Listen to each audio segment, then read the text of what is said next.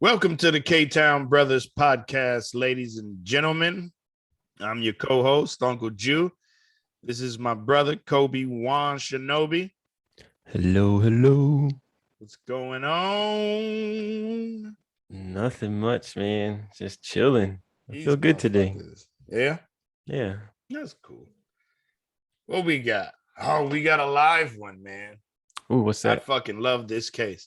So the last case that I was this excited about while it was going on was I was working at the Board of Trade, which was like That was a while ago. 2000. Yeah, it was like Mm-hmm. 90.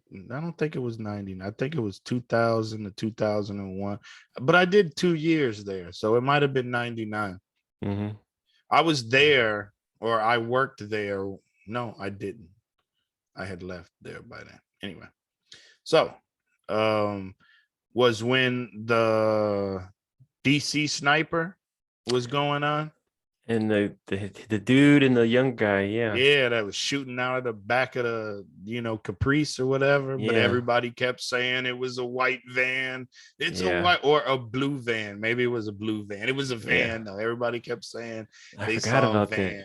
Yeah. Man, I was following that shit every day in the paper. Boy, Chicago Sun-Times got my money every day.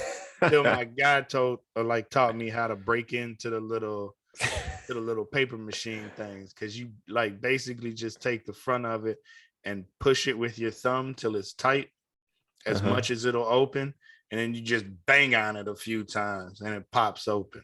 Yeah. It's fucking horrible design. I've stolen so many fucking papers, but the ones that I couldn't steal, the motherfucking Sun-Times got my money that day. Yeah. Because they were covering it every day, and I followed that shit till they got caught. Mm-hmm. And that shit was fun. So now we got some Gabi Potito, Mm-hmm. 22-year-old girl, and Brian, like something like, I think it's like laundry. Maybe it's just Brian Laundry. Mm-hmm. Like went out, right? And she was some sort of YouTuber, and she Oh. was going across the country, her and Brian, right? Mm-hmm. It looks like laundry, yeah, spelled with an Laundry. I-E. Okay, there you go. And she was filming it, for her little YouTube channel or Mm-hmm. whatever. Yeah. And so dude comes home and she's just missing.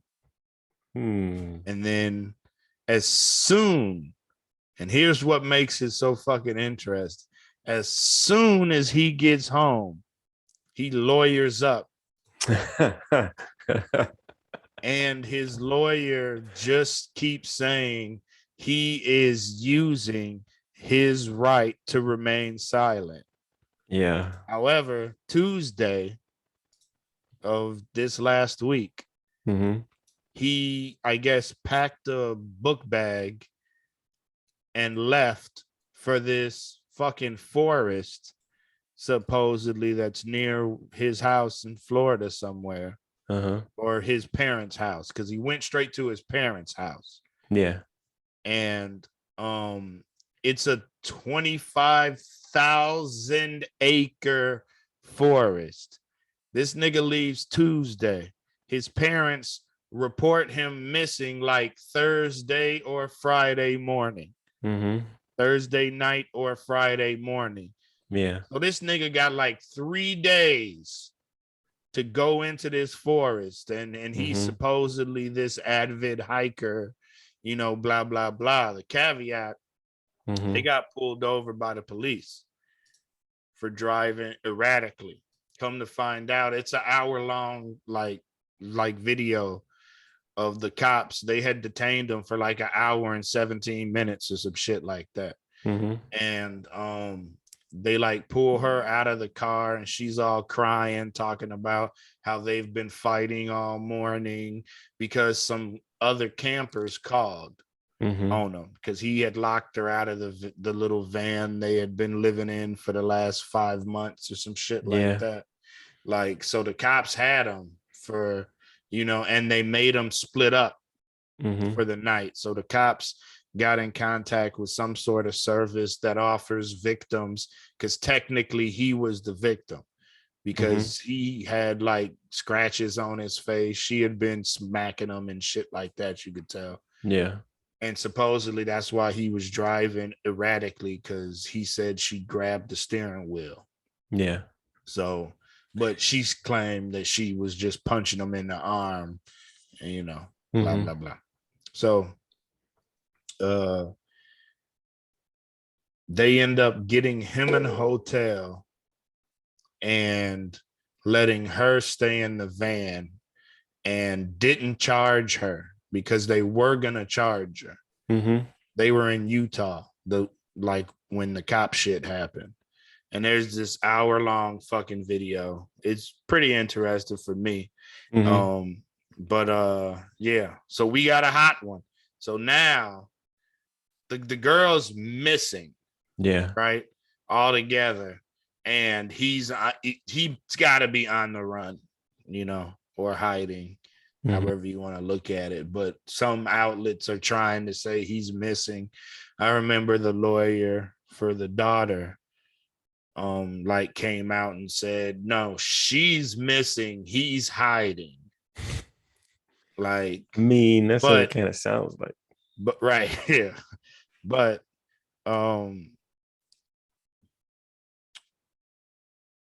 there's no crime. They have no body. So no body, no crime. So they can't say that he's a fugitive. They can't say anything, really. Don't nobody know what a bitch is at.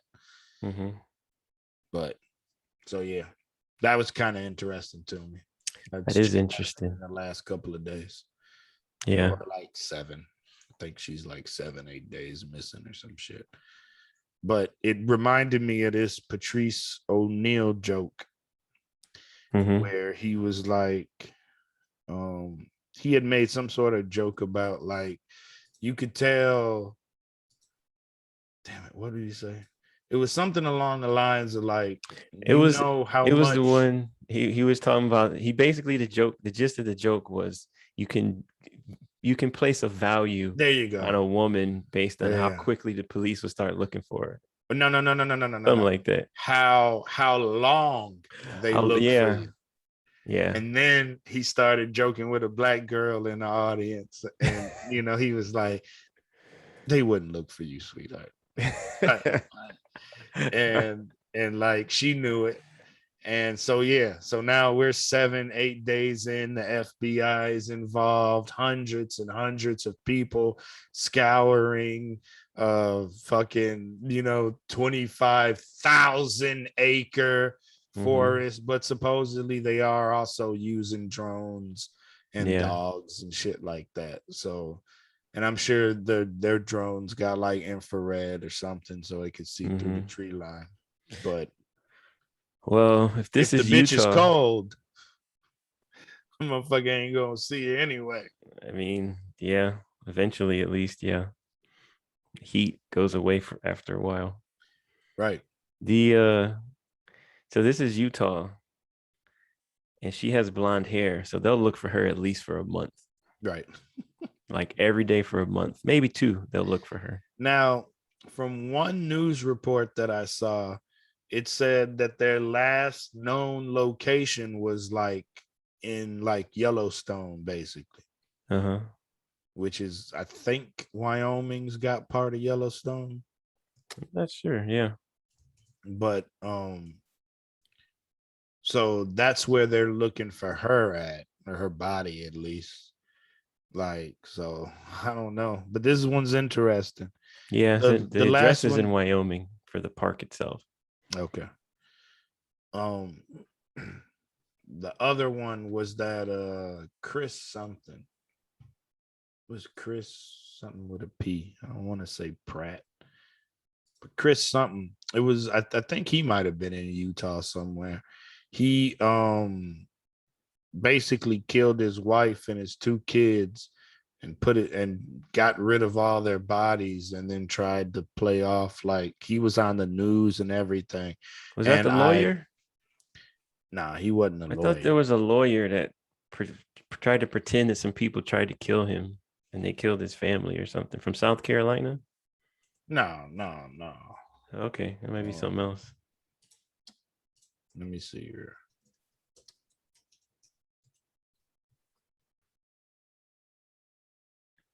Watts, Christopher Watts. Oh, okay. So I don't know what he did for a living, but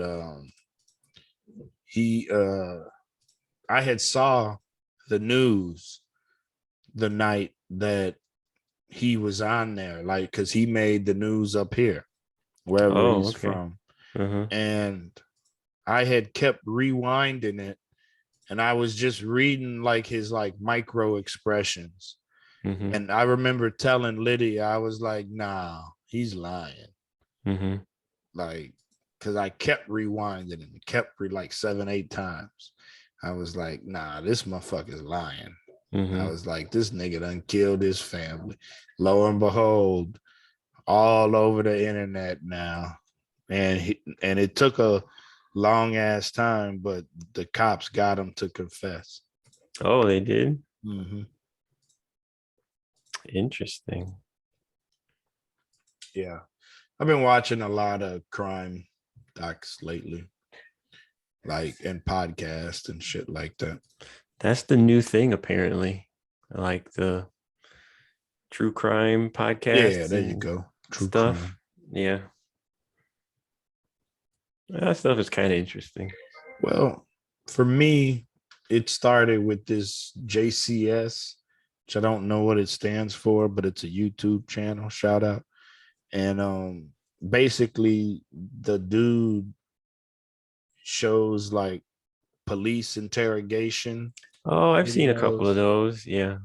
And like I like how he breaks down like body language and like what type of technique that the cops using and all of that, like right before it happens, and then he'll start the video again type shit.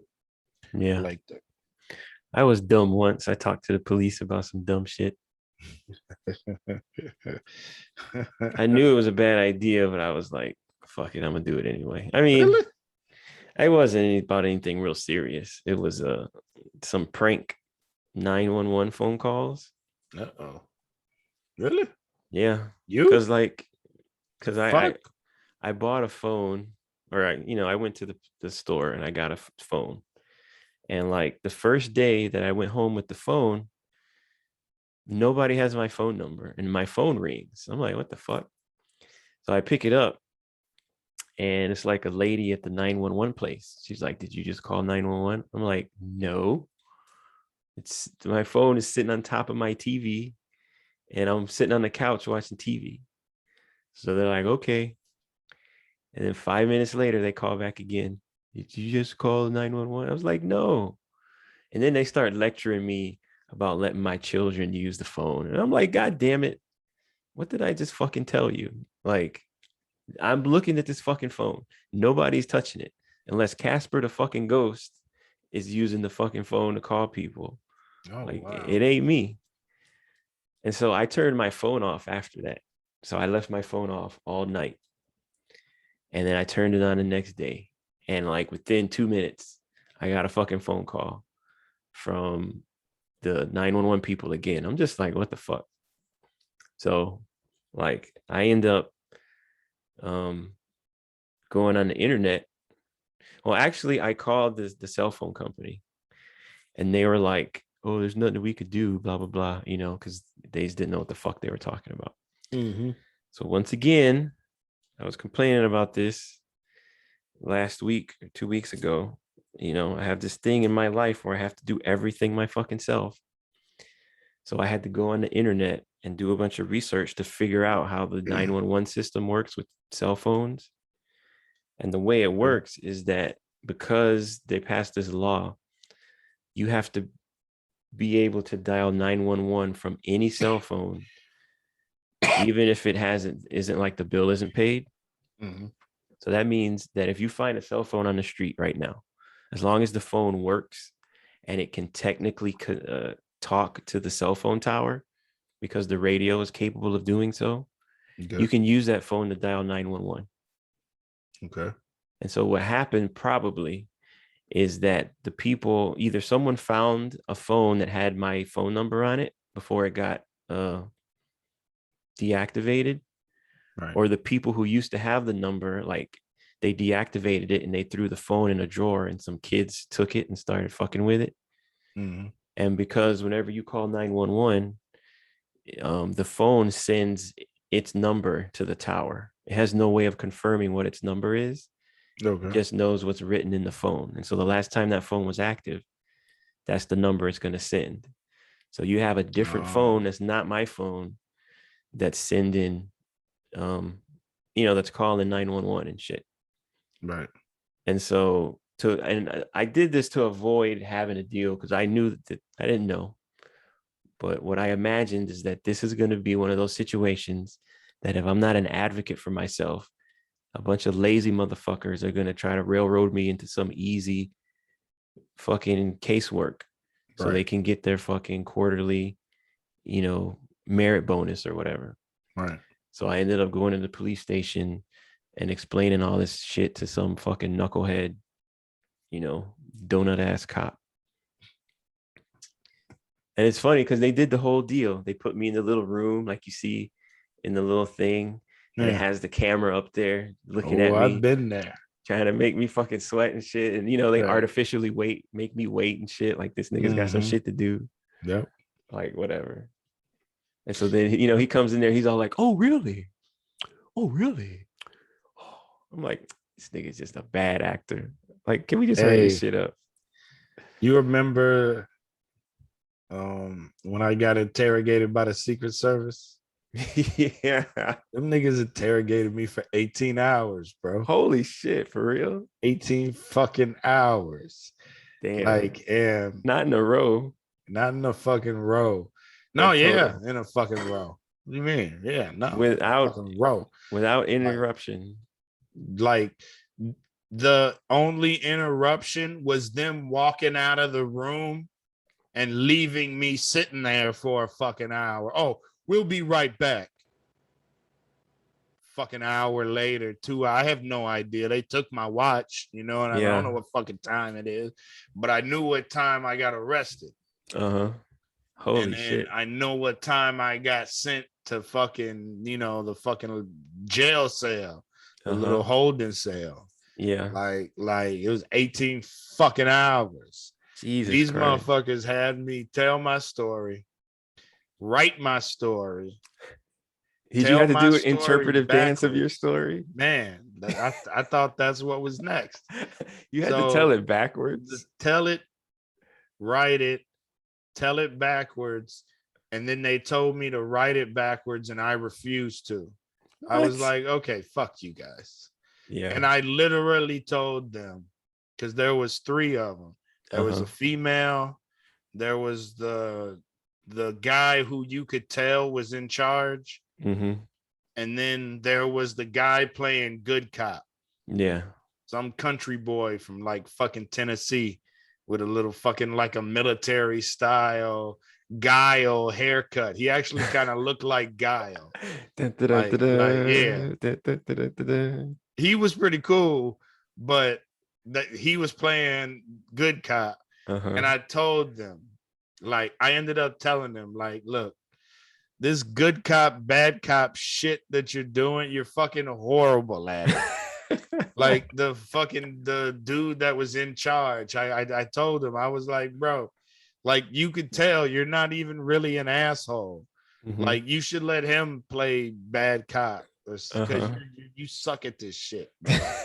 I was like, seriously, like because that was at the point I was done with them. I told y'all my story. The shit ain't gonna change. You could ask me the details because that was the story. Like, you don't have to remember shit when it's the truth. Exactly. So what the fuck? Like These my 18 fucking hours. Wow. Yeah. Fuck you, Secret Service. Y'all need better training, bitches. That's because you remember that Fucking story hate about them. how the Secret Service was like paying for prostitutes or something in Yeah, oh yeah, all Panama. the time. These motherfuckers, boy. They was a little unruly under Obama too. Mm-hmm. Because there was, like they got caught up at the hotel with all the hookers and liquor. Mm-hmm. Motherfuckers was all drunk. Yeah. Motherfuckers was supposed to be watching somebody at like one point, and motherfucker fell asleep, and the dude escaped or some shit like this. They wild. Motherfucking Secret Service wilding, man. It And sounds they like some shit crash that from like a interrogation. it sounds like some shit from like a 1990s comedy with like starring Martin Lawrence. Right. Yeah. It was fucking Oh hell horrible, no, I man. fell asleep again. Damn. Oh, I'm gonna get written up this time. Put me on administrative leave with pay. Uh-huh. Wow. Fuckers is wild. Man, it's hard for me to just I'm that's one of the things I'm struggling with.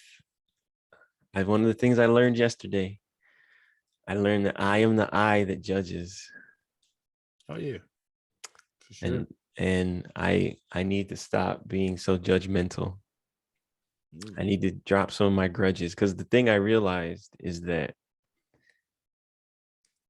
when I'm being judgmental, and assuming that everyone who's a cop is a complete piece of shit. Oh yeah. I'm putting that. I mean, that's not to say that it's not true, first of all. Hey, shit happens. But when I start from that position and I project that out into the world, in a way, I'm sort of projecting some of that. I'm projecting stuff back on myself. Like the example that I think of is like, think about you being an astronaut and you float in space. So when you're in space, because of the way physics works, if you push against something, it doesn't just go away from you. Like you split the difference. So like if you're on Earth and you have your back against the wall and you push something away with, like, let's say 100, this doesn't make sense, but let's say 100 feet worth of pressure, so it can go 100 feet, right? You do that same sort of thing in space. Instead of the thing going 100 feet, you're like going to go 50 feet and the other thing is going to go 50 feet in opposite directions. Oh, it don't just go forever. I mean, it will go forever, but the force is going to be split between. That's why I said it's kind of a weird. I got you. It's a conceptual. I got you. Analogy is not really accurate. But the point that I'm trying to illustrate, though, is that that force gets split between the two things. It's not just you exerting force on that thing. That thing also pushes back on you. So some of your same force causes you to go back also. It's just you can't really tell that a lot of times when you're on Earth because of gravity and friction and other stuff. But if similarly, you've ever tried to push a wall, I feel like that makes sense. Yeah, the motherfucker don't move, it's push back. It ain't moving. And so to me, that's the thing that I sort of had some insight into yesterday, is that when I'm judging other people, then there's some of that tendency to judge that's coming back on me. And it feeds into me being an overly harsh critic of myself. Okay. You know what I mean? Yeah, that makes perfect sense. So, for me personally, right, I need to have a little bit less judgment in my life. And just, I can accept things for how they are without necessarily judging them. It's sort of a subtle difference, but, Okay. To me, judging is like you sort of have to take a position and care. Right. But if you just observe, like, oh, that dude's a dick, and you don't really, like, whatever, I'm not even thinking about that no more. You know what I mean? Right. Yeah. Feel you. It makes perfect sense. Because when you first started talking, I was like, oh, well, I gave up judging people a long time ago. Like, I don't look down. I see somebody on the train who's and they head's about to touch me, and I'm like, Yeah. I grab my stuff and move because they falling over. I don't judge them for being a dope fiend, like it's life's rough, I Yeah. mean, deal with it how you deal with it. You get through it doing what you know, I guess, at the end of the day. That's how I look at it. But then you brought this cop shit in it. And then I was like, oh no, fuck them niggas. I was like, no, definitely fuck them niggas. I feel you. So for part of it, I understand it, but I'm not ready to overlook that right now. You know what? It's to me, it's not about overlooking. It's about, like, here's an example. To me, so it's about the difference between judgment and just like observing. So you can observe that cops are pieces of shit, right? And you can judge that they're pieces of shit. Okay. So if you judge, and I could be completely full of shit myself, but this is just the way I'm thinking about it. Yeah. Right. When you judge something, like you are willing to defend, like let's say you're at a party, you're at a nice dinner party, and then like somebody starts talking to the, talking about the police or whatever, and you're like, man, like fuck the police. And they're like, oh, I don't know. I don't believe all police are bad, blah, blah, blah. If you have a judgment about the police, you are going to feel compelled and willing to stand there and defend why the police are pieces of shit. And you will go into detail, and it's almost like a movie review, I feel you, but I'm better than that. And I'll explain why when you finish. Go ahead. But then if you don't have judgment, you're like, I think cops are pieces of shit. And they're like, oh, I disagree. And you're like, okay, whatever. Because I'm just not going to talk about it. There's no need for me to defend it. I don't want to talk about it. I have made my decision, and I don't feel the need to invest any more energy in it. I think there's this aspect of investing energy into, like, you observe a thing, like that was wrong, or the police are bad, or that coat is ugly. And then you invest energy into why instead of just moving on. You know? So when you started the story, I was like, oh, no, I'm at a dinner party. Motherfuckers I don't know. I'm keeping that shit. I ain't. Oh, I know. Yeah. Y'all love the motherfucking police. Okay, fine. You love the police. You like it. I love it. Whatever. Like, I don't give a fuck.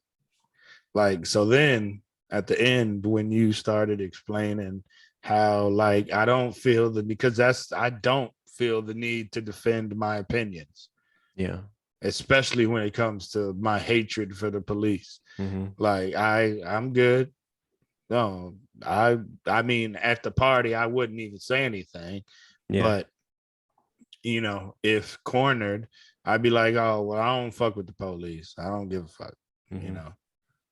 That's just not me. I don't fuck with them. Yeah. And that'd be the end of the conversation as far as I'm concerned. I ain't gonna argue. Well, the police do this. Oh, so you want to defund them? Nah, nigga, I ain't say defund them. They have a reason. When somebody breaks into my shit, and I'm gonna need some paperwork. So I need some bitch ass niggas to carry guns to do paperwork. I mean, I'll pass the paperwork on to whoever needs paperwork. Them paperwork niggas, the fire department too. Hey, if you save my life, you save my life. I'm gonna do what I can and change my batteries and smoke detectors and use all the technology that we have all around this house, to the best of that. And if that don't work, and if somebody calls and you save, hey, I'm, gratitude. But that's your job. Thank you for doing what you're supposed to do. Yeah. That's what you get paid for. They pay you a lot of money to do it too. compared to what they pay niggas at McDonald's. Yeah, it's true.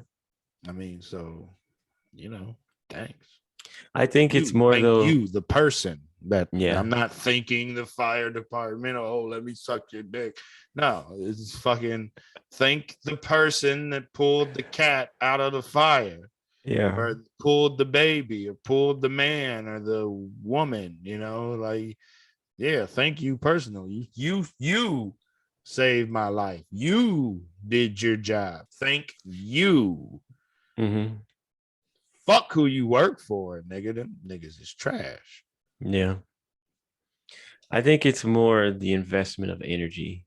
Okay. So yeah. So once I make my opinion, and I've been practicing it a lot with Lydia and this, and just in general, not just with Lydia, but because me and Lydia are on two different sides of this vaccine shit.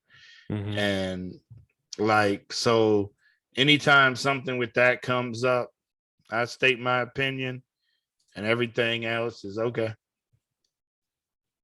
There ain't no reason to argue about an opinion. Yeah. You know what I'm saying? It's an opinion. Even if it's mine. I'm just getting to a point to where, like, arguing is not a thing for me anymore. Like, now if I'm doing the dozens, or I get into it with somebody and we going back and forth, I'm witty as fuck. We could do this. I talk all day. Like, but arguing with motherfuckers about shit, just like the other day, we were in Food for Less, and there was this shorter line, and this one lady kind of pulled up to the line at the same time we did, and then she kind of didn't know what she was doing, or wasn't sure if her husband was ready to get in line. So I just move into the line. So somehow the line shifts, and she's back to where now we're doing this shit, right? You inch, I inch, And look, I'm not doing this. It's a fucking spot in a grocery store. I don't go first. I don't fucking care. Like, I just asked, "Are you in line?" And she said, "Yeah." And I said, "Okay." And I just got behind her. Like, I'm not doing this. Well, I moved up. It was obvious that I was in the position with the most leverage to steal the lane, if I wanted to be an asshole, and I might have done it 10 years ago, like, but nowadays I ain't getting into it with anybody about anything at all. Whatever, go first. Sure. You got here first. Sure. Whatever you think. Sure, reality. And when Lydia came back, she was like, see, because that's something Lydia would have fought for, not me. I'm not getting involved in that shit. I'm like, I told her what happened, and she was like, okay, whatever. But, she was like, no, I don't take it, like before she left. Yeah. And I'm like, that's interesting, because I had a similar discussion with someone. I'm not doing that shit. A similar thing. I don't care. You know what I mean? Plus, she was still walking around the store looking for shit. Oh, like, so yeah. It's just like, I don't care about that shit. I don't need to be first. I don't need to be the best. I don't give a fuck about that shit at all. All right, I'm not. I've never even been one to blow my horn at people driving. Like, that ain't never been my thing. Like, blowing the horn because you want to exit an alley faster. Just stop at the edge of the alley. Make sure you're not running over anybody's fucking kids, and then proceed. You don't. They never tell you in the fucking handbook or in driver's ed that you need to use your horn. Your horn is never mentioned. You know what, though? It is legally required to have one. Yeah, and to use it. No, to use it. Get it. To use it in what situation? When you're running a red light? No. Well, I don't know. I was surprised, but one time Nydia had a car accident and she got a citation specifically for not blowing her horn before she hit someone. That was a specific official thing that was listed on the charges or whatever that she got in that accident. I was like, what? Okay. But that's the thing. If you hit someone and you're about to hit them and you don't blow your horn, at least in Illinois, that's I could tell you this. Mark. I was given a citation by a Chicago police officer for driving, quote, left of center.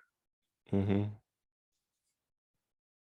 I think I remember you telling me about that. So while she was giving me the ticket, I was like, I drive trucks for a living. I have never heard of a ticket for left of center. I was like, mind you, that was a two-way side street. They don't put lines. How can I be driving left of center when the center is not marked? Whatever. She called me an asshole and it was this little Puerto Rican bitch, like bitch ass, fucking cop ass bitch. And then we get to court. And the judge looks at her and says, I'm sorry. What is left of center? And she had shit to say. Oh, well, he had drove around this parked car. Fucking car was double parked. You drive around those. Yeah. And the judge crawled all in her ass about her wasting his fucking time and shit like that. And I'm thinking the whole time, bitch, I already told you whatever a month ago. What the fuck is left of center? Yeah. There's no center lines. Oh, I'm not supposed to drive around a double parked car, you dumb bitch. So I say that to say they can give you a charge that the judge don't fucking understand. That's true. So I mean, but that's wild. Only time I ever heard about it is in trucking school. If you're ever in a situation and you're traveling too fast and a red light sneaks up on you or something, and you're supposed to blow your horn. But it's not like that's not gonna keep you from getting a ticket for blowing a red light. Yeah. You know what I mean? That's a different thing. Yeah. But yeah, I'm sure that you can fill a library, bro. Yeah. Fill a library. Full of shit I don't know about the law. Thankfully. Yeah. Because most of the time when I'm learning about the law is because I done broke the bitch. Well, so that's the argument. I'm glad I don't know more than I do.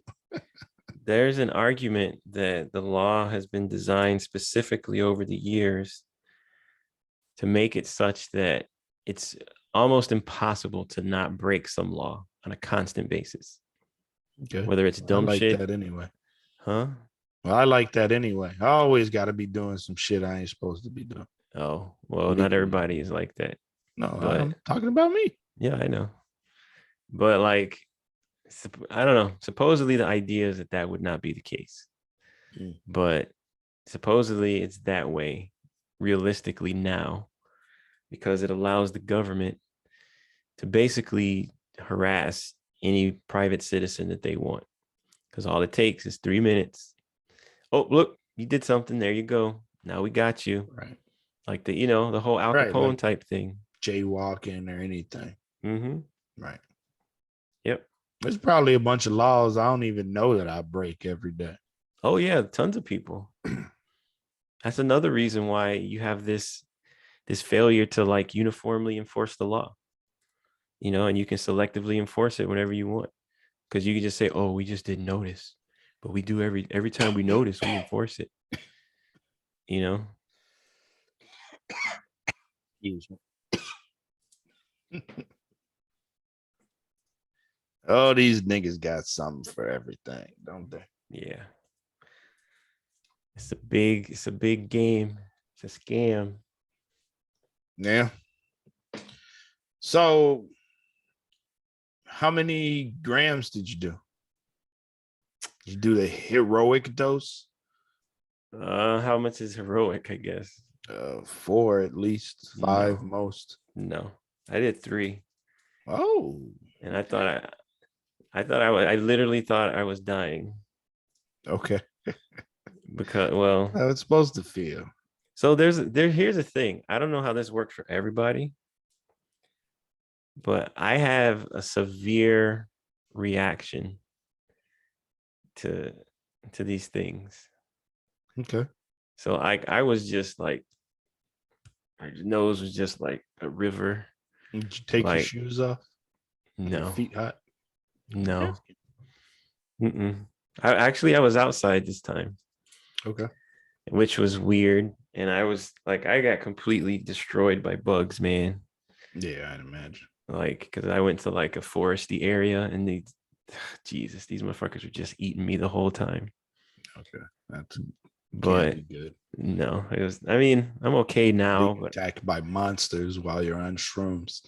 Yeah, I'm still itchy as hell everywhere. Yeah. But it was interesting, man. I discovered something about myself. Mm-hmm. I discovered that I need to make a conscious decision about when and how long I keep my eyes closed in those types of situations. Okay.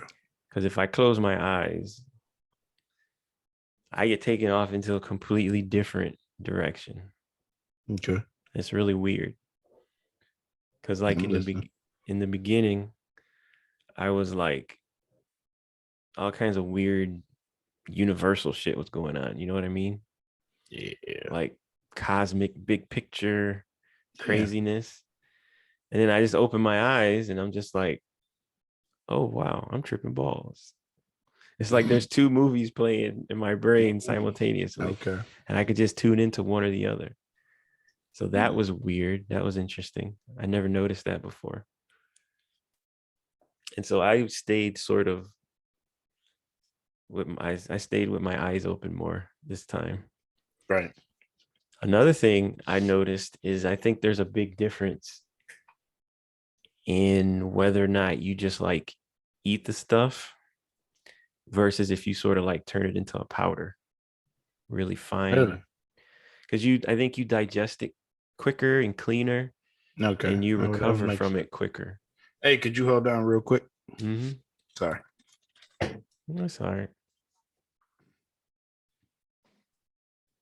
Okay. You were saying? Oh yeah, just the big difference between having my eyes open and not. That was strange. Does it bring you back to this dimension, so to speak, when you open your eyes? And that's how you realize that you're tripping balls? Sort of. Like, what if you close one eye? I didn't try that. You might want to try that. I might have to try that next time. But like, it's like, here's the thing. Like when I close my eyes, I don't even exist anymore. That's amazing. It's just like a whole nother thing. But then if I open my eyes, I'm like, oh, I'm me. I'm just tripping balls. It was really weird. Is it scary when you close your eyes and you cease to exist? No. Is it freeing? I mean, I guess in a way, but like it doesn't even. Does it feel like flying? It doesn't feel like anything, and it doesn't feel like anything, and it feels like everything. Like it's awesome. It doesn't make sense. Like you completely detach. Nothing. Dude, I was sitting at this like I know I'm gonna love this shit when I try it. I know I am. I was sitting on this bench, right? Okay. And I was looking out towards there was some water. Now, are we at a park? Yeah, is that like a park? Okay. And it's like a pond. No, this is like it's like a bigger park at a bigger body of water. Okay. I imagine down there you might want to do this somewhere where alligators aren't. Well, they're everywhere. I took a Are picture they? of one Is this it that morning. bad? I mean, little bitty ones sometimes. No, This is what keep you do those. when you live in Florida. You assume that any body of water bigger than Has a alligator. car probably has an alligator in it. You treat it that way. Okay. And normally you do not, Okay. you That don't let makes your sense. pets go near it. You Right. don't go in it unless, you're brave or you got some other information. But anytime you see a decent size of water that an alligator could fit in, it's best to assume that there is one in there and treat it that way. Sort of like the Because whole there's loaded so gun many thing. of those videos that I see, whatever, cheetahs and leopards getting snatched. Mm-hmm. And it's like, I'll rewatch the video 3 or 4 times and you cannot see them. Yeah. They are under the water, but they're right fucking there Mm-hmm. stalking your ass. And you cannot fucking see any sign of them. There's Mm-mm. no movement of the water until their head comes out. Yeah. Like, that's wild. But anyway, you're on a bench Mm-hmm. And I'm looking out at this guy standing out in the water. He's like fishing. You with know the how you waders on. mm-hmm. I think so. He might, I don't know, he might have been just in like shorts because it's hot. Oh, okay. But he was standing in the water fishing. And I'm sitting there looking at this guy. And I was like, oh wow, like that's me over there too. Like we're like the same person. Like I just had this understanding of how him and I were connected. And Okay. in some ways we were indistinguishable from one another. Interesting. Yeah. I've heard Mike Tyson talk like that a lot. Mm-hmm. It's really strange to, I mean, because it doesn't make sense, How does it obviously. make you feel? It Both, changes both, both in the moment and after the fact. in both. It changes your perspective. At the moment, it obviously changes your perspective. But Like the so whole paradigm shift, right? it does. So in the moment, it completely. So let's say that your perspective, your paradigm is over 2 inches from the left, right? Mm-hmm. You have this experience, and during the time that you're actually having it, it moves your paradigm completely in the middle, 100% dab, smack dab in the middle, right? And then over time, as you come out of the experience, your paradigm slowly begins to shift back towards normal. But once it stops, usually instead of being 2 inches away from the left side, you're now 3 or 4 inches away, because it's sort of it changes. It doesn't necessarily change you dramatically, but it Mm-hmm. definitely does shift your perspective more towards the center of understanding how everyone is kind of interrelated and stuff. And it Okay. makes it harder because one of the biggest problems we have as people is dividing ourselves into groups, in groups and out groups, us and them. Right. And so this kind of experience sort of makes it more difficult for you to do that internally, at least automatically in your brain, Right. because it gives you a change in perspective. It gives you, before the experience, you have 100 reasons why I can tell you why me and this guy are completely different. And after the experience, maybe you've only got 90, maybe you've only got 80. You know what I Okay. mean? You start to notice the commonalities between people more than the differences, similar to the whole glass half full, half empty kind of a thing. Hmm. And I mean, you see that with the bigger world too, with like trees and shit, and Right. you know, Yeah. Now, see, that's something that I've heard over and over and over again from people, comedians giving shroom experiences, DMT, ayahuasca, which is DMT, yeah. like, and um, I'm so interested in that shit. Mm-hmm. Like, I want that experience because I feel like you could tell me about it and it makes perfect sense, but I feel like it's a feeling.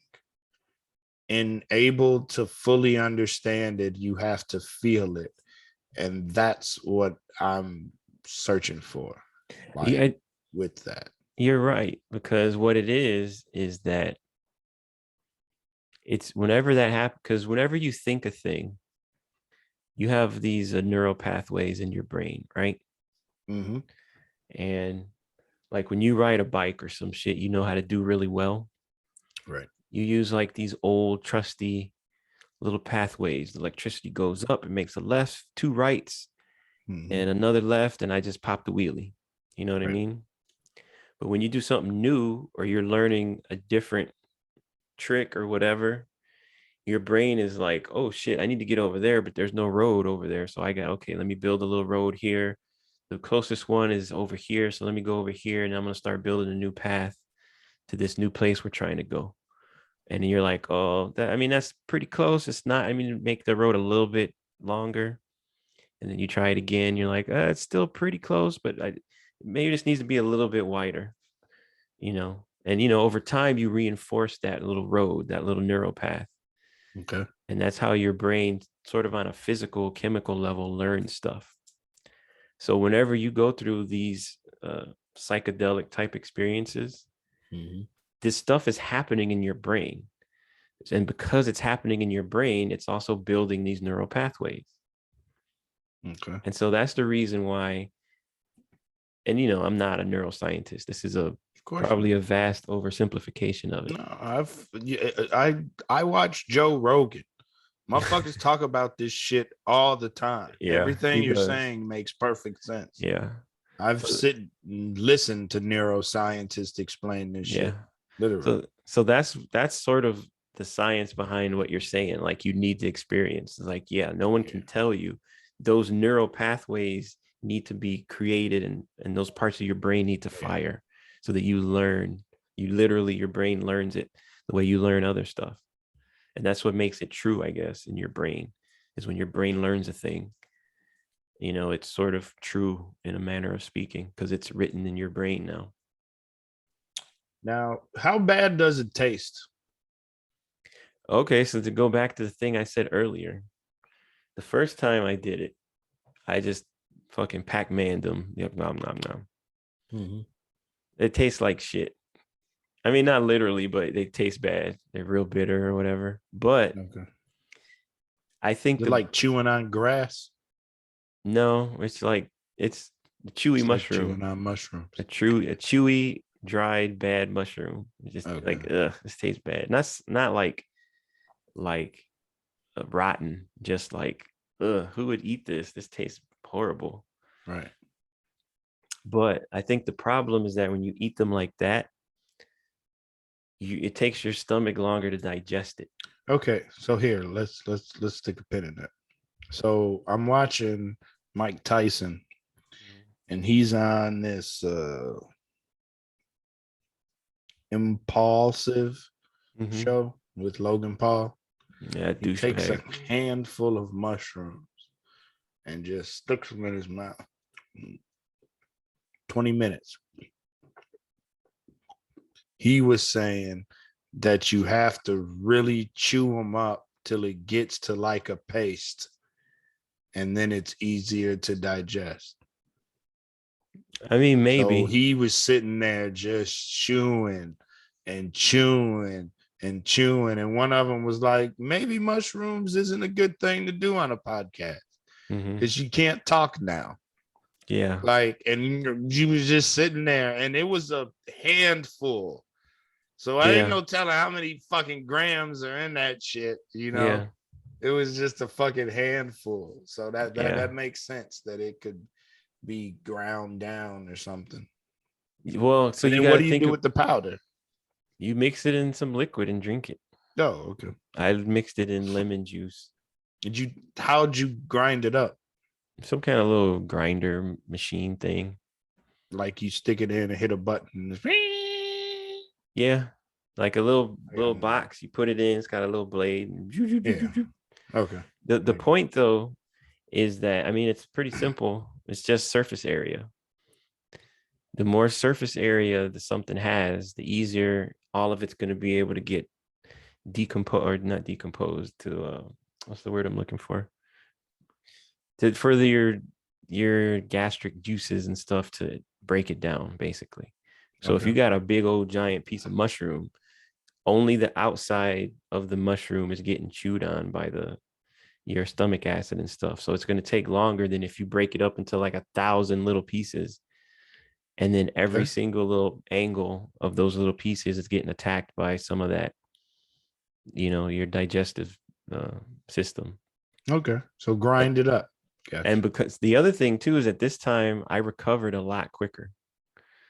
The first time when I just chewed them up, like it was stretched out I couldn't do anything basically all fucking day. I had to go to sleep. I was still kind of fucked up a little bit, Hide, nigga. Yeah. But with grinding it up, like it was over a lot quicker. It's in and out. It's probably more potent too. I think it was, yeah. That's probably why. So yeah, you're getting hit with more of it at the same time. And it's also gonna leave your system at the same time. So that makes perfect sense. So that was interesting.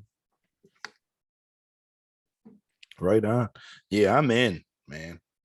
I'm thinking since I have access to them now, theoretically. That I'm thinking that when Lydia and the baby go to Deerfield for family weekend or fall family fun or whatever the fuck it's called, in like late October, I'll probably try them that weekend because she leaves Thursday. So I'll be Thursday, Friday, Saturday, Sunday by myself. And that's probably when. The only way that I'll try it prior to that is micro dosing it. I wouldn't do that. I would do it the other way first. Okay. Save your virgin experience for the real deal, personally. Yeah. But the thing I'll tell you, though, number for me was I wasn't necessarily gonna do the heroes dose. I don't think you should. And I was thinking about 3 grams though. From what I gather, between 1/2 and 1.5 is recreational territory, depending on your definition of recreational. Okay. Some people want to go harder than other people. Yeah, exactly. I'm fucking crazy-eyed white dudes and shit. Yeah. But don't meet Jesus. But after you get above 1.5 or so, that's when you start getting into like metaphysical. Yeah, that's what I'm looking for. Well, here's the thing though, like you need to be very particular and that you are in a safe environment. Because here's the thing. Don't get no safer than home. Well, I'm just saying you need to look at the room you're in, try to make sure it's comfortable. There's no shit in there that might freak you out. No, because here's the thing. I did this for the first time. I wasn't by myself. I had somebody with me. So, right. And this is just your second time, right? Right. And I don't know. I don't know if I will. No time soon would I personally consider doing that amount by myself. Okay. And the reason for that is because, like, I remember I told you about that dude that was in the water that I saw. Nothing that you see is real, or at least you can't tell the difference. Okay. You can make no judgment. At least I couldn't. I could make no judgment calls about anything and whether or not it was actually happening or actually real. So if I was by myself and for whatever reason, I got a hair up my ass and decided I just wanted to walk into the fucking water, and for some reason I thought I could fucking breathe underwater, then I would have been on the fucking news. And I wouldn't even known that I was fucking drowning. I would have, who knows what I would have thought was fucking happening. And you know what? Maybe, because that's the thing. I was at the point where like I was so fucking high and so outside of my own body that I kind of didn't even really care if I was alive anymore. Okay. Because it didn't matter. Because I was looking at the big picture. And from the big picture's perspective, it doesn't matter. Because you end up getting your brain pulled out to thinking about like the center of the fucking universe and crazy shit like that. Right. And so there's a very fine line that you have to walk between I'm just having this expansive experience and I get into some kind of situation where I sort of like throw my life away realistically because you know what I mean? Right. And then when you're walking in a that, line. and when you're in that situation, you really don't think it's a big deal. You're like, yeah, it's okay. It doesn't matter if I'm like alive or dead or whatever. Like, you know, and not in like a bad, I feel sorry for myself. Right. Not a depression state, just dimensional life. You look huge picture. Like, we don't matter type picture. I get it. I listen to this shit all the time. And maybe it's Watts talk about it a lot. And maybe it's possible that if some shit like that happens to you, you turn into some kind of weird space angel or some interdimensional alien or some shit. Like, I don't know. Maybe that's what happens if you die, because that's what it feels like might happen to you when you're tripping like that. That shit sort of makes sense to you. But I mean, really, is that a gamble? I don't know. Hey, I've taken the vaccine, baby. I ain't worried about mushrooms. Mushrooms change my personality. Hey, at least I digested them. Yeah. Well, everything's a gamble, man. Everything. Yeah. Yeah, it's true, I guess. Everything. Nowadays, at least. Yeah. I don't really. I mean, I guess I could recruit somebody somehow to be there with me for the experience. If you feel confident, I don't know. I kind of feel like this is you know what song I hear? You know that song? I walk a lonely road. And it's something, blah, blah, blah.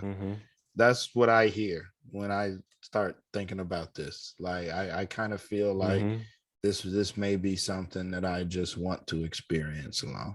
That's Boulevard of Broken Dreams by Boulevard of Broken Dreams. There you go. By Green Day. Green Day. So Dookie. I think that's fine. I don't know if it's off of Dookie or no. It's from American Idiot. Really? Yeah. Okay. But I wouldn't. I think that's okay. I think you should invest some energy into making sure that you have a comfortable environment, so you don't feel like you don't have some shit that sort of scares you to make you want to run out the house or something. You know what I mean? Right. I got you. Maybe some nice like meditation type relaxing music sort of a thing, you know? Right. Help you feel calm. Maybe have like some incense or something. You know, just so you have like a really relaxed vibe. Right. If the vibe in the room is pretty chill, then it should probably help you be pretty chill. Yeah, I'm in. And don't eat a whole lot before. Throw up or shit? Maybe throw up, but possibly both. So have you ever gotten like food poisoning really bad? Yes, off of Pastelis. No, but to the point where, and I don't know, maybe I can just tell this because I pay attention, but there's a point when you get poisoned that your body sort of freaks out. It's like it sets off an alarm. Have you ever experienced that? I mean, I'm waiting to hear what some of these symptoms are, because it's when hard I got like the worst food poisoning that I ever had was, or the worst times that I've ever been food poisoned was like you literally had to just lay down. Okay. Because if you stand up, immediately you get the running of whatever in the back of your jaws, and then you just throw up if you move. if Sort of you like eat that. crackers, if you drink water, alcohol withdrawals are, I've been awake for 3 days and hallucinated about talking to people in the house that don't exist, asking them to shut the fuck up because they wouldn't stop talking. Yeah. Like, I mean, alcohol withdrawals are a motherfucker. I've done that 3 times. Like, so I mean, I was just more so waiting for like what you meant. It's not a physical symptom. It's like a sensation. It's sort of like the feeling that you were talking about where you're like the behind your ears thing, except without you just immediately throwing up. It's just like this really weird sensation of your body saying, uh-oh, something is wrong and it's really bad. And we need to, like, it's not quite panic, but it's like you can tell that your body has shifted into like a different mode and it's doing some weird shit. And Okay. your brain sort of feels weird. I had it happen once before whenever Yeah. I got like, I think I was in the hospital and they gave me a drug I was having an allergic reaction to or some weird shit. And it was just a weird reaction. I could feel my body like almost saying like, uh-oh. And like my body kind of got scared. It got all kind of panicky. I feel like, yes, that time that I did a whole bunch of edibles and I was a super rookie. Okay, And maybe. I had to close the bathroom door and convince myself that I wasn't going to die. I was just high as fuck. Yeah. But I felt like the heart racing, the body was just freaking out, like, yo, this, what the fuck? You're gonna fucking die. You're gonna die. You're gonna die. We're Yeah. dying. I mean, I've definitely felt like that. I've Okay. gotten to a point where I like edibles so much, I look for that feeling now. Like, I fucking love it. I call Okay. it meeting Jesus. Like, Uh-huh. I like see. I fucking Well, love it. I can tell you that that's the experience. That's how I know. That's not the first thing. The Okay. first thing I notice is that everything starts to get a little wavy, just a little weird. My Yeah. vision gets a little weird. Mm-hmm. It's hard to explain, Yeah, but I it's get it. like, No, I understand from and then the edibles. next thing that happens is I start to get that sensation. And Yeah. it gets, and I don't know, because I'm allergic to a lot of stuff. Right. So I have apparently a sensitive system. So I don't know if this happens to everybody. I feel like it doesn't. Because I have a pretty strong, for a big part of me every time that I have taken mushrooms, I alternate between tripping balls and being brought back to reality for a couple seconds, feeling like I'm dying. Because I think it's because my body is like I told you, like my nose was Yeah. running like profusely. Freaking out. They And don't know how to take it. that doesn't happen to a lot of people. A lot of people just take it and they're just like, whoa, man. But Okay. me, I had all kinds of allergic reaction stuff going on in my body. That's wild. Yeah. So it's different for everybody, I guess, a little bit. Yeah. Well, welcome back. Yeah. Thanks, man. Yeah. It's awesome. Yeah, I think I have the same feelings about mushrooms that I did about liquor. The same feelings that I had about weed before I started both. I feel like I'm gonna like it. Oh, yeah. I like all that. You gotta talk yourself out of, your heart pounding out of your chest type shit. I like to be that high a lot, Wow. often.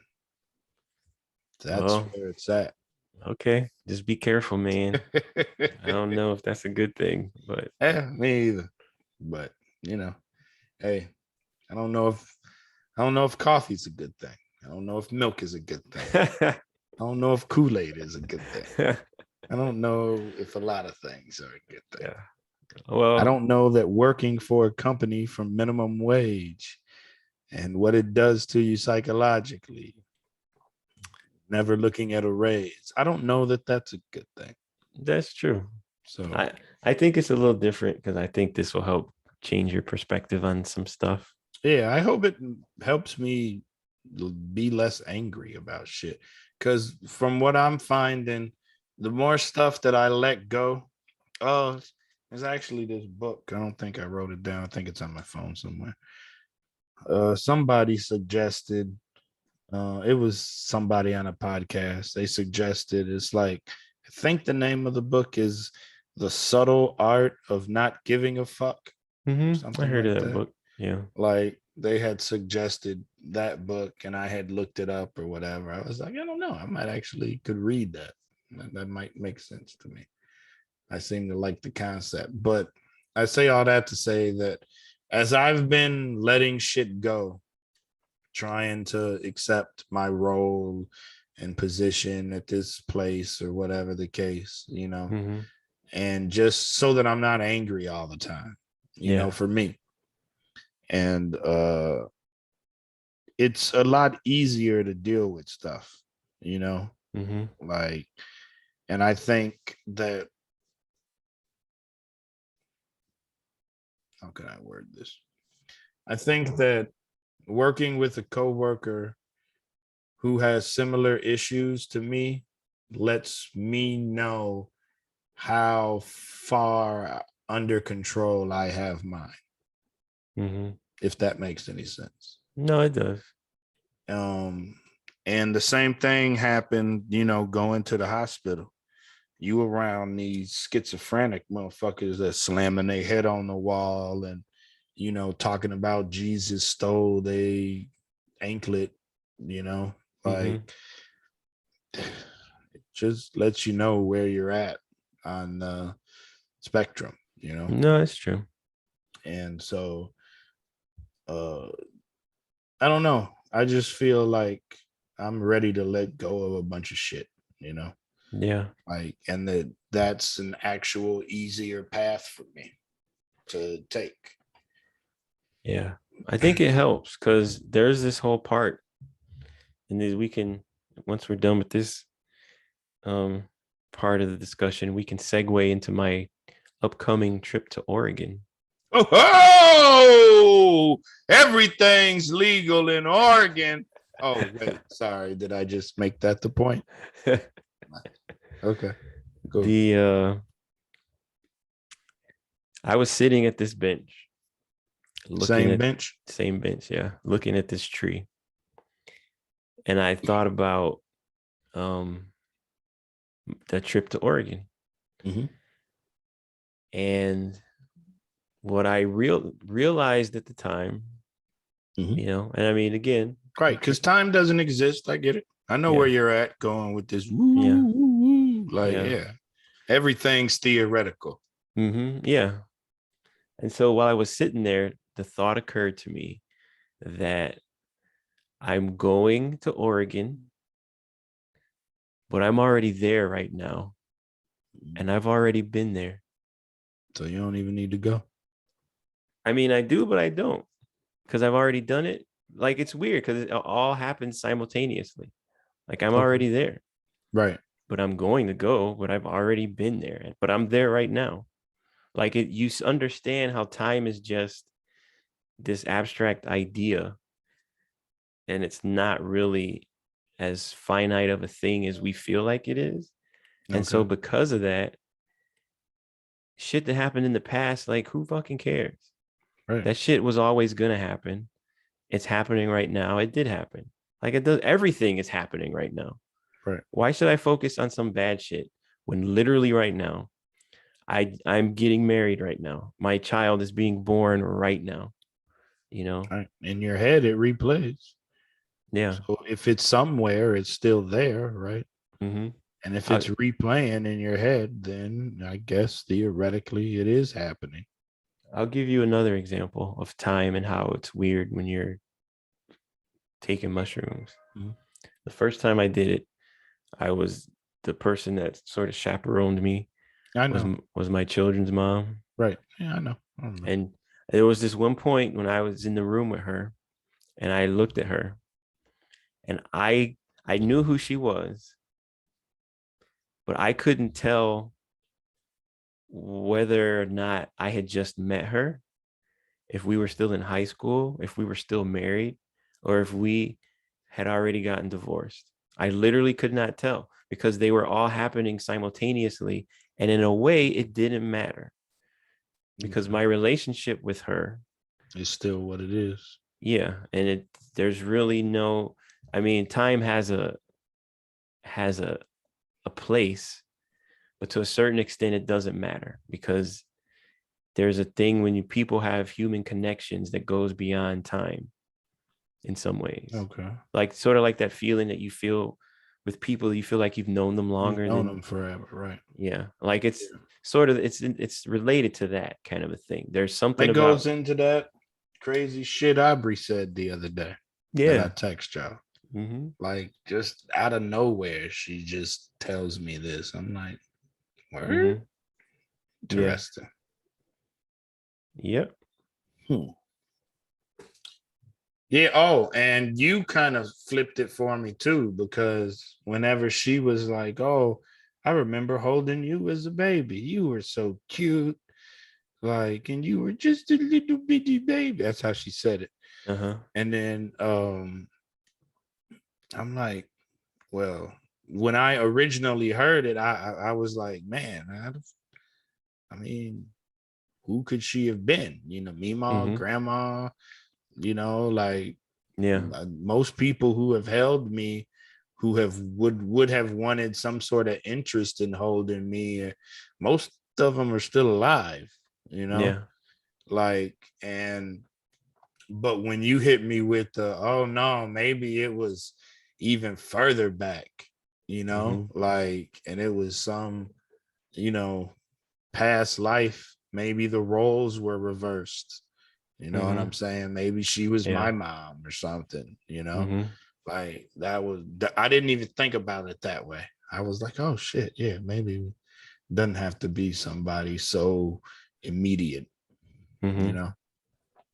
Yeah. I just took me as me being this flesh, this shell, you know, not just the spirit. Mm-hmm. So Yeah. that took it to the next level for me. I was like, interesting. Yeah. There's a book I read a while ago called The Years of Rice and Salt. Mm-hmm. Did I ever tell you about it? I don't think I've ever heard of this. It's a weird, it's a science fiction book, but it's more alternate history kind of a thing. Okay. But it's the relevant idea, the book follows like this group of maybe 4 or 5 people, something like that. And these 4 or 5 people, or it's better to call them souls, right? Okay.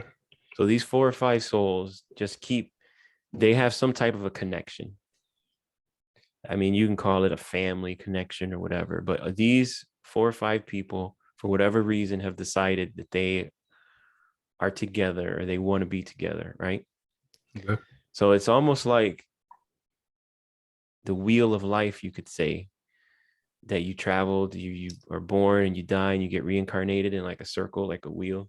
Yeah. So it's almost like you can think of it as 4 or 5 people who decide to go to an amusement park together and go on all the rides together. Mm-hmm. So these 4 people are sort of like floating out in the space, sort of, like they call it Bardo, like this in between reality space, Okay. like a lobby. And then they all are sitting together and they like decide, oh, are we going to go back in? And so everybody decides to go back in and they sort of choose who's going to do what. So one person chooses to be the mom, the other one chooses to be the dad, the other one chooses to be a kid. In one instance, one of them chose to be like a tiger and the other one chose to be like the chief of the village or some shit. And another one chose to be like this random little poor kid that lived in the village.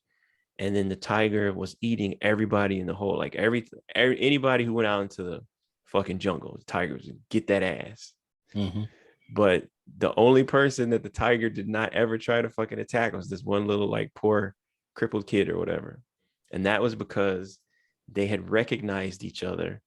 It was like, hey, I know you. And I mean, it wasn't a verbal thing, but it Right. was, Yeah. you know, they It's a describe it in the feeling. book. Right. Yeah. Yeah.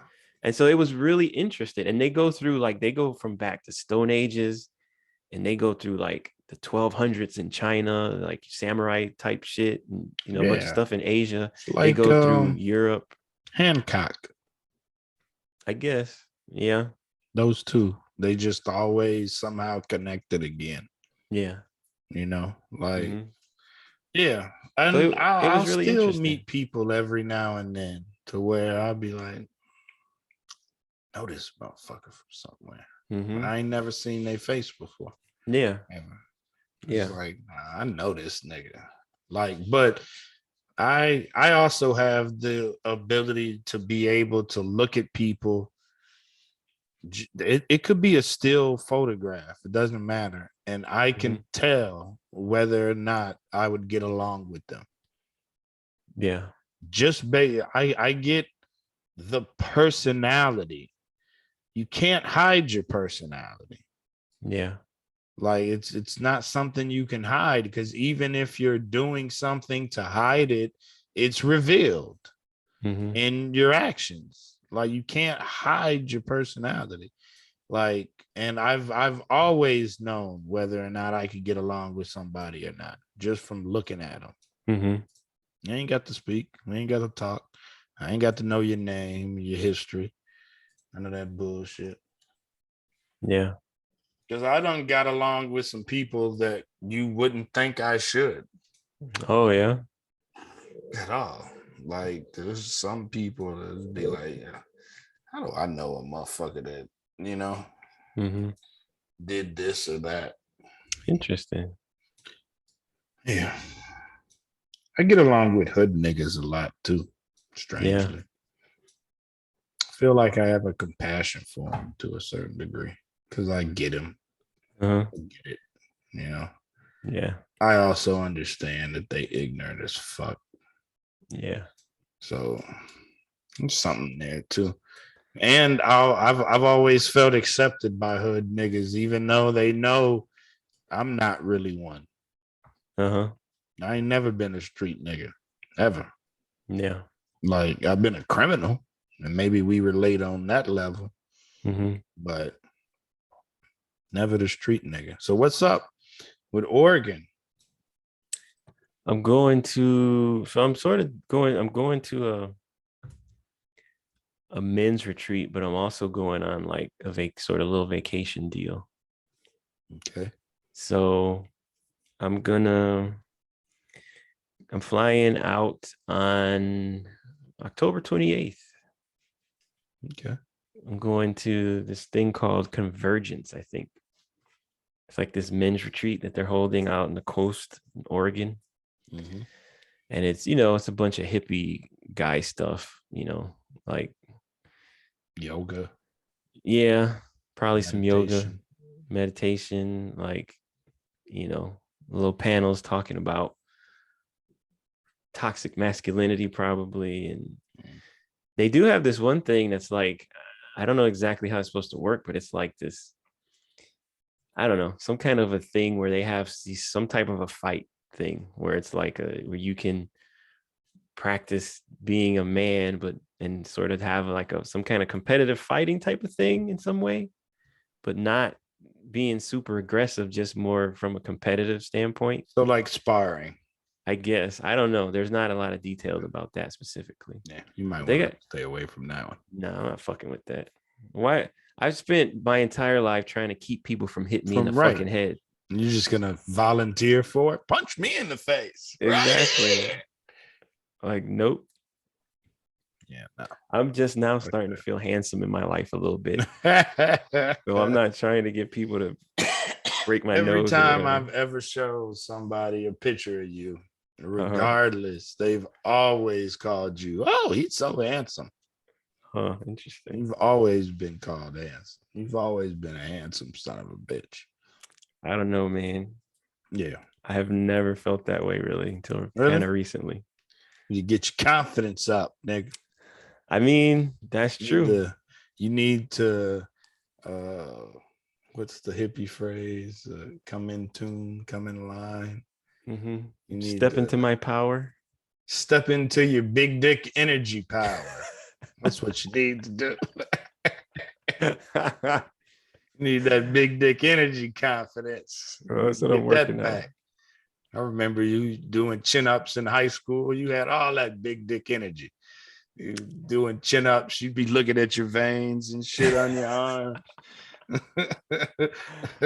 I guess that's kind of true. Yeah, man. Confidence Wow. is part of the game. You It gotta is. have.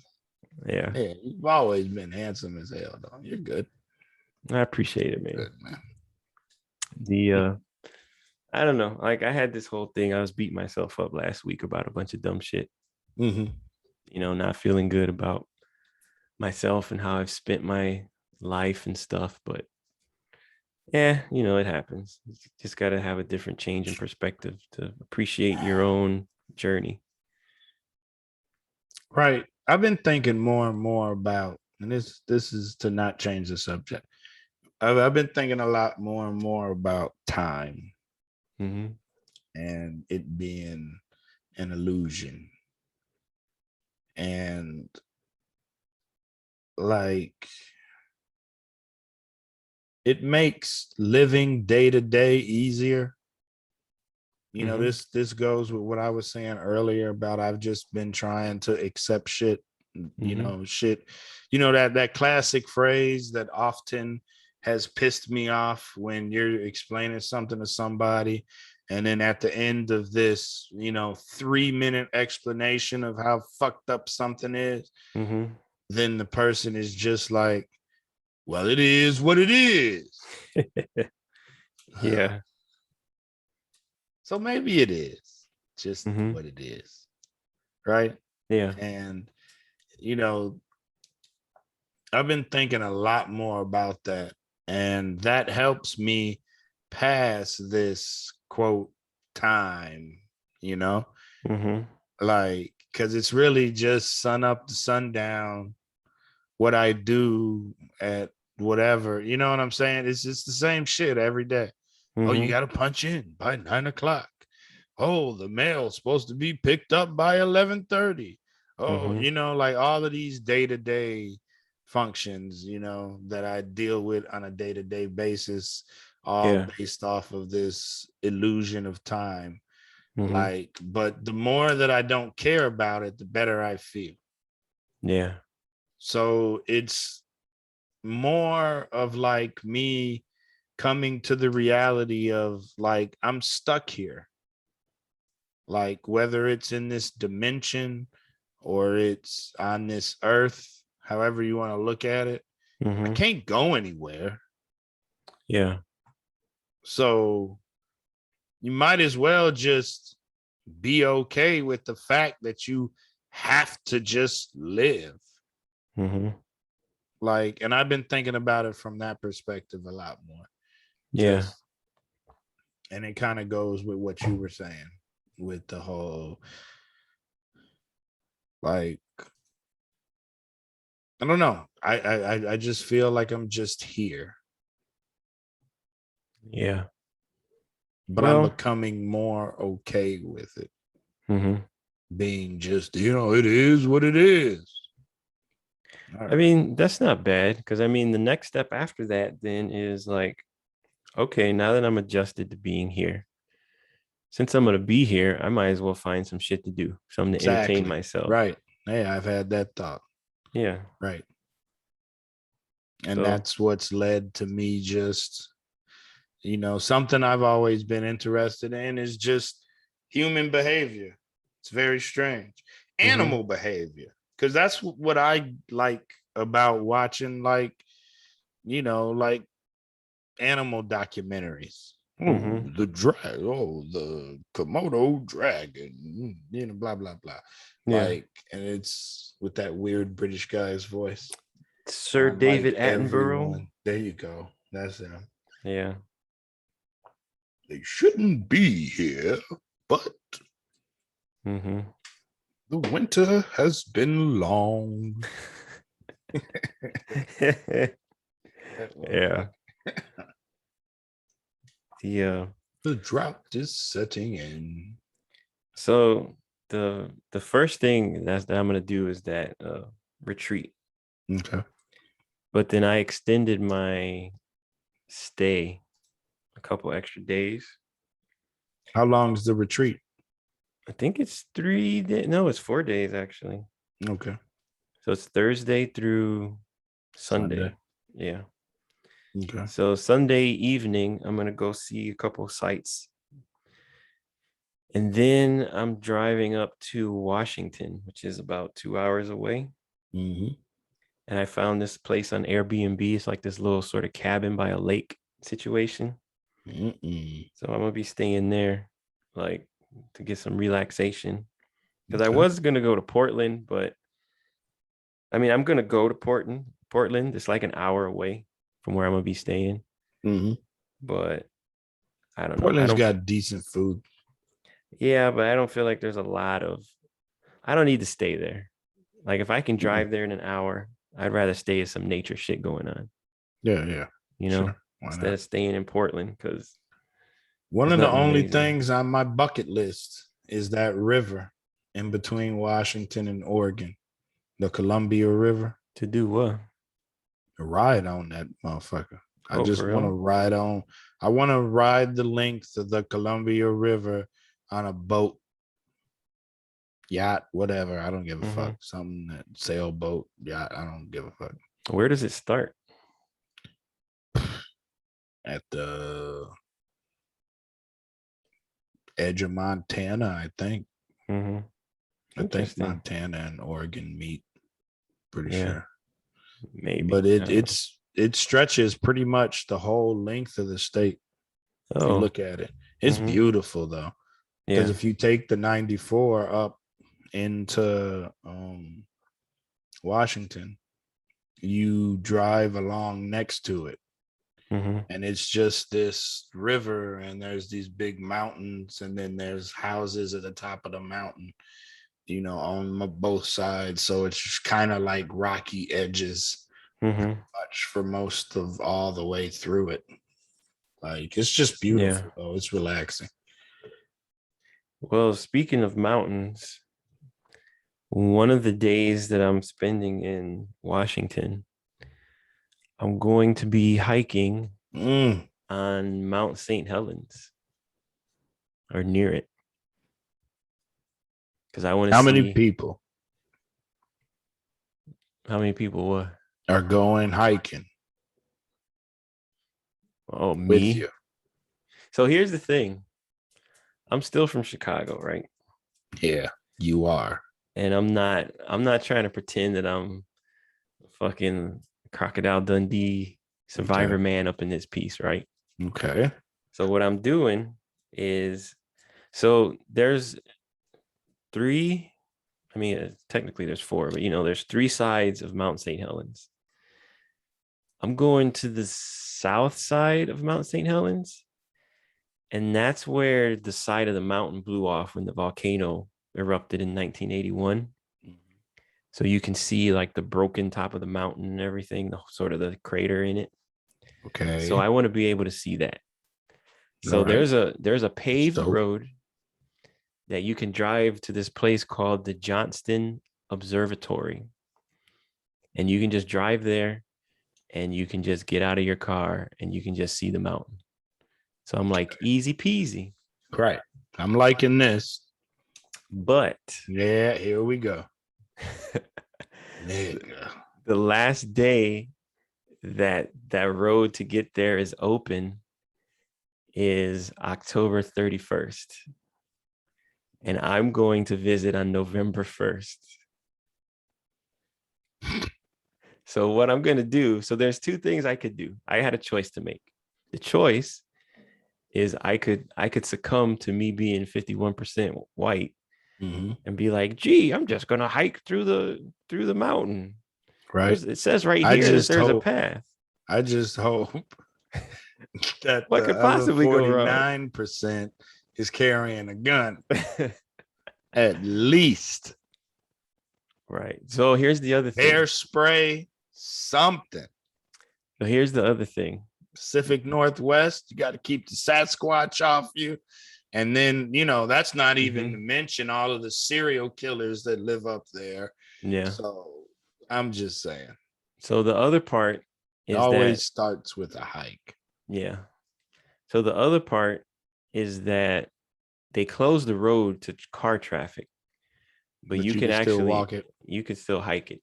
Oh, that's cool. It's going to take me almost 2 hours to get to the end of the road, but 2 hours. So I'm just going to hike on the road. Just make sure you only put one earbud in if you're listening to music. Yeah. You got to be able to hear something like walking up behind you. You know what I'm saying? Yeah. It always starts with a hike. Yeah, it should be all right. Always starts with a fucking hike. I'm not worried about it. I'm not worried for you. But I mean, I'd be less worried for you if you had a pistol, but definitely get a can of bear spray or something. Yeah, I might do that. You know what? If I had a whole bunch of extra money laying around, I was like, what would be fucking sweet is to get one of those electric skateboards. And I could just electric skateboard on that fucking highway. Like, it'd be fucking awesome. Hell yeah. But like that little one-wheeler thing that looks pretty fun. I mean, that's only like $800-900. I mean, it's I already spent way too much money. Oh, okay. Because I bought a whole bunch of clothes and stuff. Horribly expensive, but yeah, it's got a price tag on it though. Yeah, for the layman.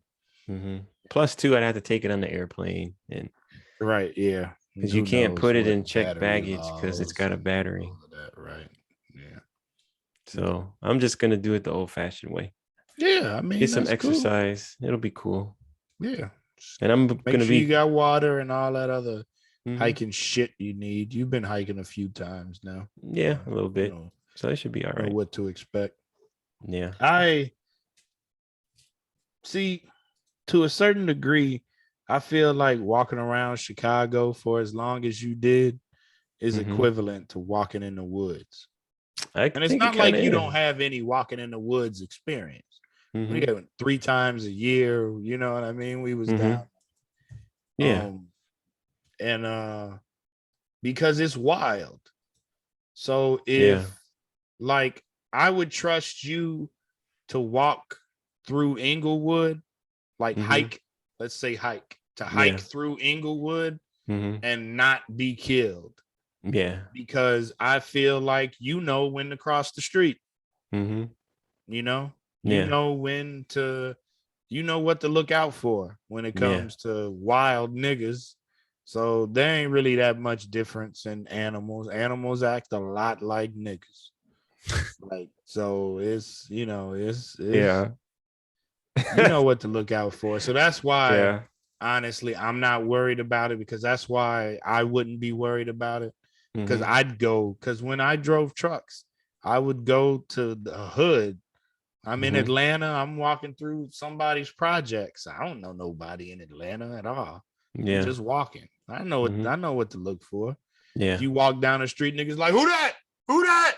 Who that? Just turn around and go the other way. They is into it with some other niggas. Yeah. You know, like you know what to look for. Like, so yeah, that's why I don't worry about you. That's cool. Yeah. That's the end of October, huh? Beginning of November. Yep. So it should be fun. I've never been there.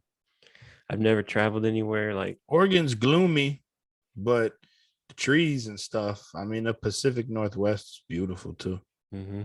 This country has a lot of beauty. It's a beautiful country. If you get a chance to travel it, it's a beautiful country. And I would love to go to like Yosemite, other than just driving by the entrance, you know. And I've seen the park, you know, but just I've never been able to stop, you know, and experience it. But hiking's definitely something I could do. Yeah, I would definitely consider that if I lived in a hiking area. I think it's going to be fun, and I don't think it's enough. Because the other thing too is that, like, I might be a little more adventurous if it wasn't literally them changing everything over to wintertime rules. Because I have no clue if it's going to be snowing. Weather's been so crazy. I mean, it could be 100 degrees when I go there. Yeah, no, it will not be 100 degrees. Probably not.